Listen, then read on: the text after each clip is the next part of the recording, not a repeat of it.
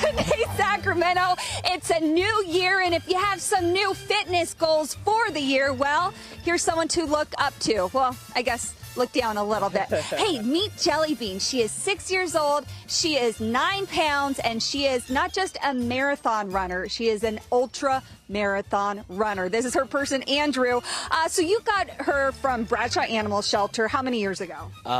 4 years ago. She was 2 years old, and you know, the running story began when I was trying to run. I wasn't much of a runner before, you know, maybe some short distances, maybe a half marathon, and you know, tried running just maybe 3 miles, and the minute I even did like 10 feet, she threw down her legs and like, I'm not doing that. But she was attached to me, even, you know, after a week or two. And so when she saw that the German Shepherd could do it, she did mile for mile with him. So we started very, you know, short distances, 1 to 2 miles, and then, you know, progress from there. Yeah, and so her first marathon and yours was in 2020. Yeah. She has ran a 50K too? Yeah, 250K, actually 350Ks, which for those out there that don't know, that's 31.1 miles.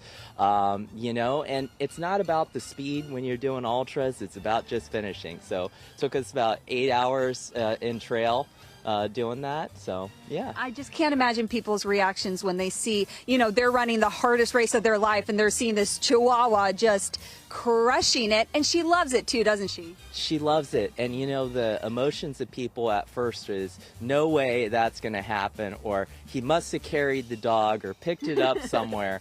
But then after, when they truly realize that it's been done, they're like, that amazes me. And thank you. It's thank yous because it motivates them. So I think with the new year here, Jellybean can be a motivation to a lot of people. Yeah, and so if she might motivate us for our 2025 goals, she has a big goal for the year 2025. What's that?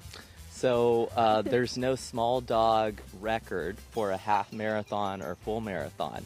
So we're going to be striving to get into the record book, gather all the evidence, and, you know, train hard to make it so it's hard to beat. Yeah, I love that. So she might hold the Guinness World Record by the end of the year. Yep. We are hoping. We'll have to follow up with that, of course. What do you hope people learn from Jellybean?